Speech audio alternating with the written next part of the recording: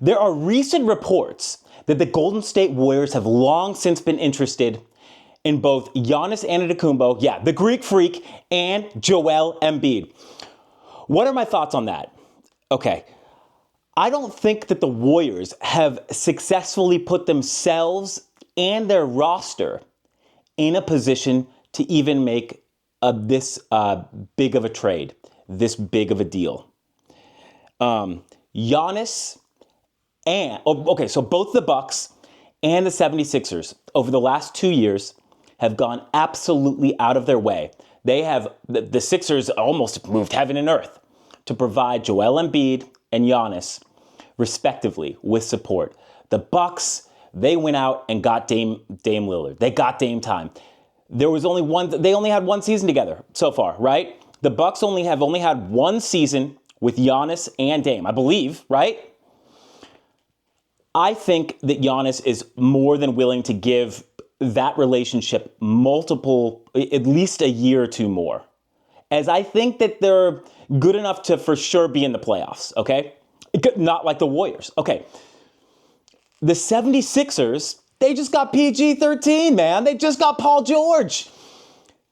They signed Tyrese Maxey, who's the freaking truth. Tyrese Maxey is like, for the 76ers, is sort of like who the Warriors wanted, is like the score that the Warriors wanted Jordan Poole to have. So, but instead, the Warriors literally gave up Jordan Poole for CP3, and then they just relinquished that contract. So absolutely nothing.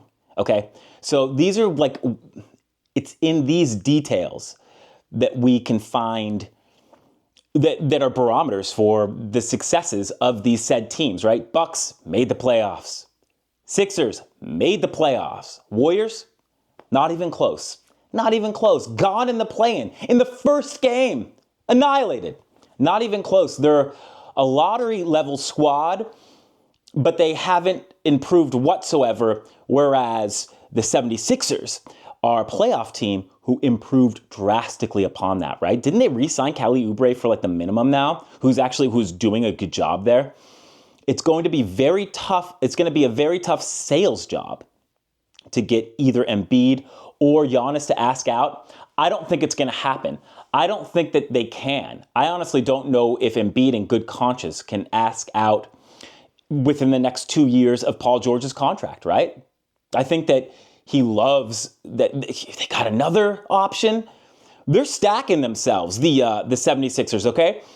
And the Bucks, they're in a little bit of a different scenario, and I can definitely see Giannis asking out to the Warriors before Embiid. And this is why. I think that I just don't know how well, like Damian Lillard said that he misses his family and friends in Portland and the Pacific Northwest, that he wasn't necessarily acclimating to Wisconsin, to Milwaukee, right? As well as he'd wanted to. There are numerous articles out there that say that. So I think that Milwaukee has a greater chance of failing, even though I really like their overall team chemistry, right? I love, they have a good squad. And Bobby Portis on that team too.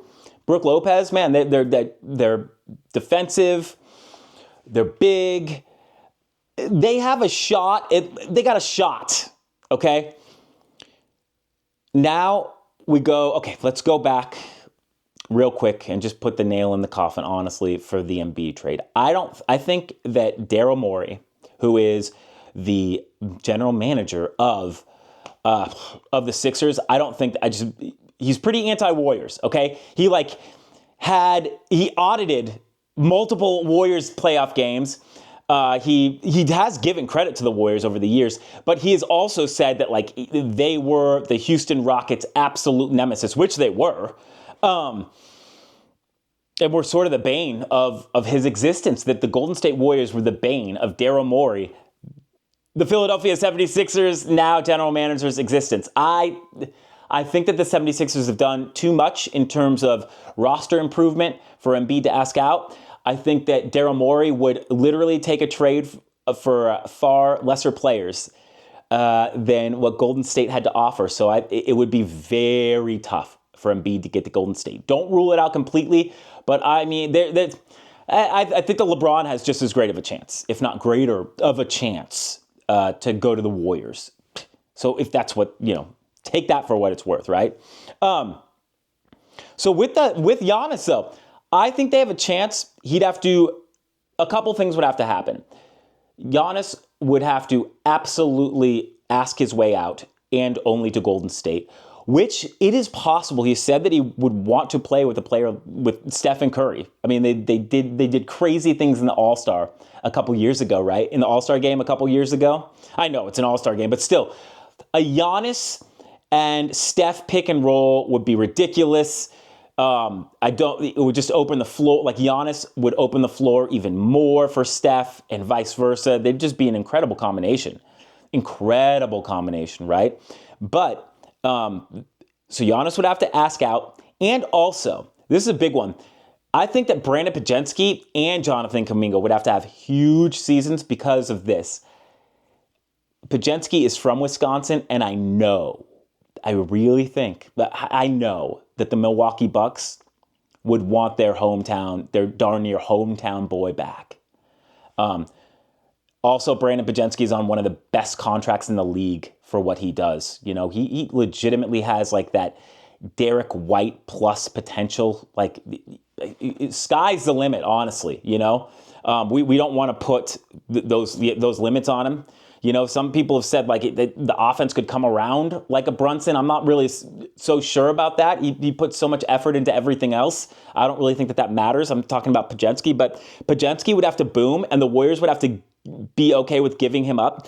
I don't know if they are. I don't know if they would be. The Warriors are so pretentious that and Pajensky is great, right? But I just don't know if the Warriors would be willing to give up Pajensky, even in a trade for Giannis. I know. It's not me, it's the Warriors, but like the deal is that why would Giannis ask to come to the Warriors? It would be almost the same type of position. He's in a position right now with an incredibly high scoring, dynamic, volume shooting point guard, right? Stephen Curry, head and shoulders above Damian Lillard, not even cut from the same cloth, right? Stephen Curry has those rings, puts people to sleep, right? Dame time? I don't think so, man. Seriously. But I could see Giannis looking at the Warriors roster and saying, well, heck, okay, they got Steph, but, I know the Warriors are going to have to give up a lot to the Bucks. So, like, other than Steph, what's going to be the difference than the situation I'm currently in, right? With Dame.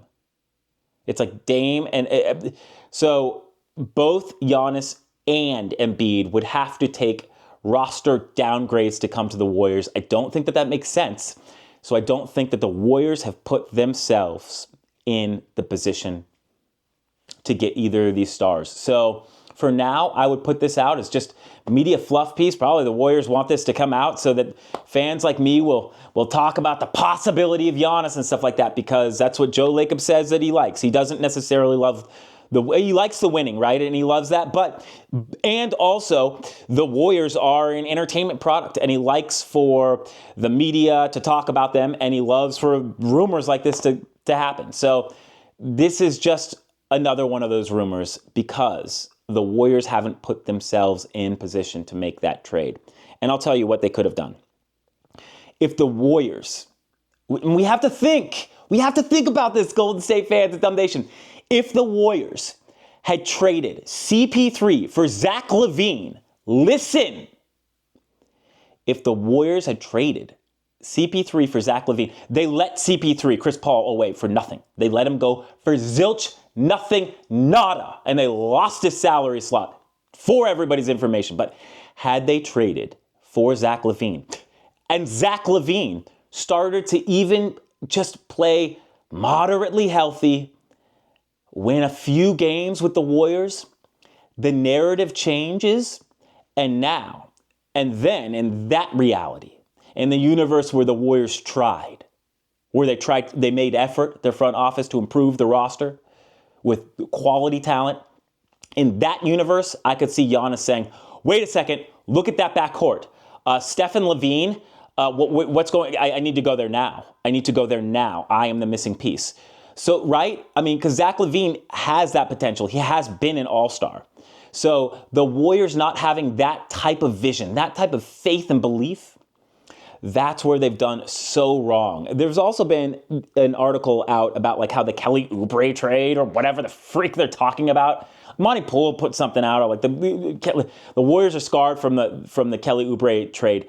If that is the most nonsense that I've like ever heard at all. It's just that is fluff and fluff and fluff. It's like, look, I'm not like afraid to go, like, you can't be afraid and scarred to take chances because like once it didn't turn out.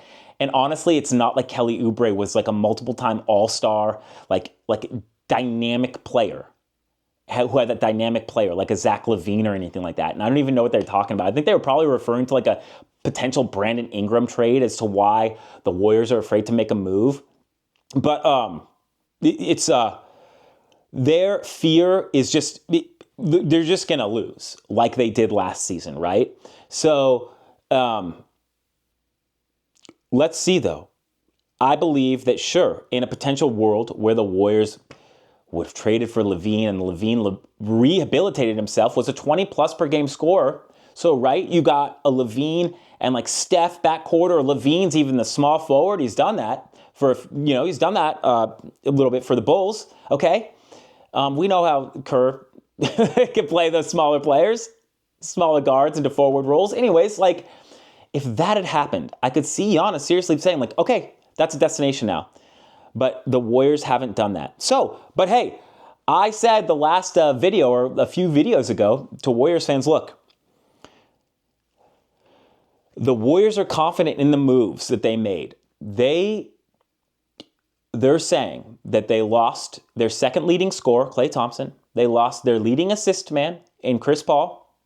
And they gained the injured for half the season, I believe, DeAnthony Melton, slow-mo Kyle Anderson, and Buddy Hield, who is like incredibly streaky. Just go look at his box scores for every game. And they're saying that they massively improved from a play-in lottery squad with those three additions and the appreciation of players, which should happen, will happen, like Kuminga and Pajensky. And they're saying, no problem. We have gone from this potential playoff squad. We will be solidly in the playoffs. We want to be more.